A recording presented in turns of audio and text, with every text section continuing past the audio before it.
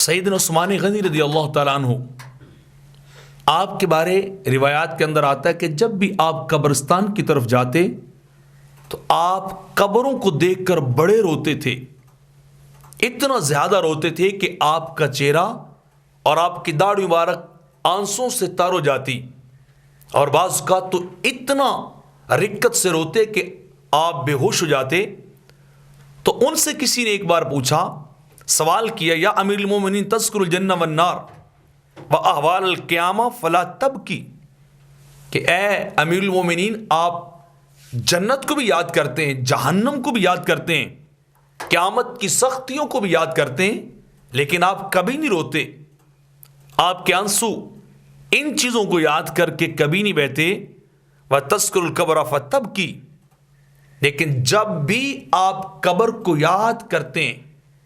فتبکی، آپ رونے لگ جاتے ہیں۔ اس کی وجہ کیا ہے کہ قبر کو دیکھ کر، قبر کو یاد کر کے آپ بہت روتے ہیں، اور جنت اور جہنم اور قیامت کی سختیوں کو یاد کر کے آپ نہیں روتے۔ تو سیدنا عثمان غنی رضی اللہ تعالیٰ عنہ نے جواب دیا کہ آقا علیہ الصلوۃ والسلام سے میں نے سنا تھا، القبر اول منزل من منازل الاخرہ، کہ میرے آقا نے فرمایا قبر آخری منزلوں میں سے پہلی منزل ہے، آخری ٹھکانوں میں سے پہلا ٹھکانہ وہ کون ہے؟ وہ قبر ہے۔ وآخر منزل من منازل الدنیا، اور دنیا کی منزلوں میں سے آخری منزل اللہ نے قبر کو بنایا ہے۔ دنیا کی آخری منزل قبر، اور آخرت کی پہلی منزل بھی وہ قبر ہی ہے۔ فمن نجا منہ فما بعد ایسر، تو آپ نے فرمایا کہ میرے آقا نے فرمایا جو اس سے نجات پا گیا اس کے بعد میں آنے والے مراحل آسان ہوتے جائیں گے، اس کے اگلے سٹیپس بڑے ایزی ہوتے جائیں گے، بڑے آسان ہوں گے۔ اور فرمایا وَإِن لَمْ يَنْجُ مِنْهُ فَمَا بَعْدُ أَشَدُّ، اور اگر جو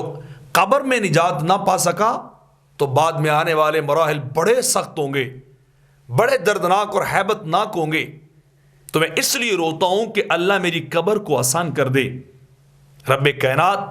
میرے لیے قبر کو جنت کا باغ بنا دے۔ اور پھر آپ نے یہ بھی ساتھ فرمایا کہ میں اس لیے بھی روتا ہوں، ان کنت فی النار کنت مع الناس،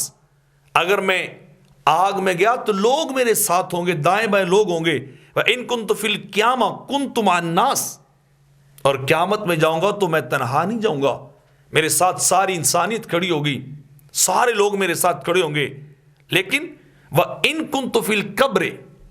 وَلَمْ يَكُنْ مَعِي أَحَدٌ فَلِذَلِكَ أَبْكِي، لیکن جب میں قبر میں جاؤں گا تو میں تنہا ہی جاؤں گا، قبر میں اکیلا ہی جاؤں گا، قبر میں میرے ساتھ کوئی دوسرا جانے والا نہیں ہوگا، میں ہوں گا اور میری قبر ہوگی، میں تنہا ہوں گا۔ فَلِذَلِكَ أَبْكِي، جب میں یہ منظر یاد کرتا ہوں قبر کی تنہائی کا تو میں رونے لگ جاتا ہوں، میں آنسو بہاتا ہوں کہ مالک میری قبر کو میرے لیے آسان کرنا، میری قبر کے مراحل میرے لیے انتہائی آسان فرمانا، مجھے قبر کے اندر مشکلات سے دوچار نہ کرنا۔ اگر میں قبر کے اندر مشکلات سے دوچار ہوا تو میری یاہو بقا کو کوئی سننے والا نہیں ہوگا، میرے درد کو جو ہے وہ سننے والا کوئی نہیں ہوگا، میرے دکھوں کا مداوع کرنے والا کوئی نہیں ہوگا، کوئی نہیں آ کے مجھے دلاسا دے گا۔ تو اے پوچھنے والے، میں اس لیے قبر کو دیکھ کر روتا ہوں کہ قبر ہوگی اور میں تنہا ہوں گا۔